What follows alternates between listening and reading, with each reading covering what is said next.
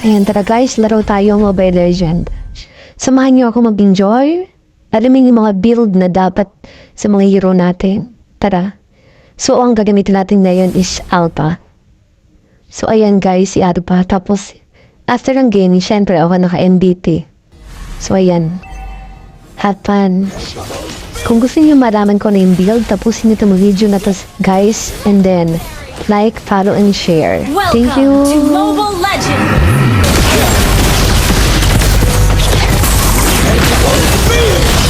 Triple kill!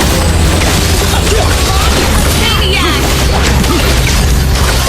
Savage!